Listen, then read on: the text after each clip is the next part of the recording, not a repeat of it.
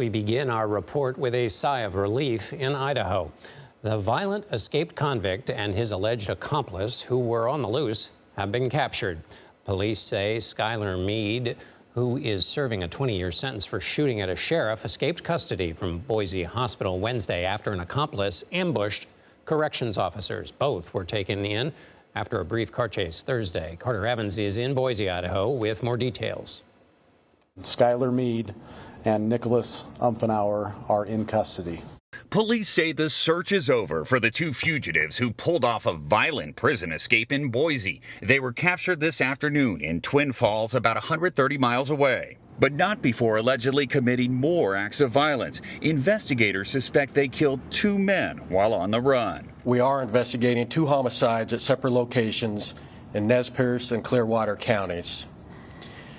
These are potentially tied to this incident. Mead made his well-coordinated escape during a shootout with prison guards outside a Boise emergency room Wednesday morning. Just as Mead exited the hospital where he'd been treated for self-inflicted injuries, police say Nicholas Umfenauer opened fire. 3 corrections officers were shot in the chaos and survived. We know with near certainty this was not an accident. This was a planned event. The Department of Corrections says both Mead and Umfenauer are known members of the Aryan Knights prison gang, a white supremacist group formed in Idaho's prison system in the 90s.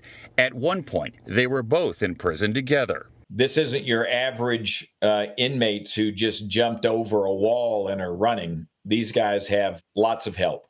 Former FBI agent Greg Rogers says he doesn't think they acted alone. They're going to find out other members of the gang inside the prison were having contact with people on the outside and arrange, times and dates and things like that. And Carter Evans joins me now from Boise, Idaho. Carter, what's the additional? Surely there are going to be additional charges for these two men. And police are figuring that out right now. So these two fugitives are in custody right now in Twin Falls, and they're being questioned by police right now. And prosecutors we hear in multiple counties are putting together charges right now. And some of those charges could include murder, because we know there were those 2 deaths that police think may be linked to these individuals. Carter, what are the folks around there feeling? I mean, both before and now, what's the reaction to these arrests?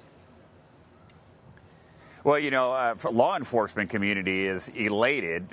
When they told us just a couple of hours ago about this, they talked about how they talked to those 2 corrections officers who were still in the hospital, and they said that lifted their spirits right up. One of those corrections officers has already been released, so the other 2 are recovering in the hospital right now. But I can also imagine that the people in this community are relieved as well. They knew that these were very, very dangerous criminals, and judging by the crimes they have allegedly committed in just that time while they were out, you can understand why people were concerned. Yes, armed and dangerous indeed. Carter Evans in Boise, Idaho. Thank you, Carter.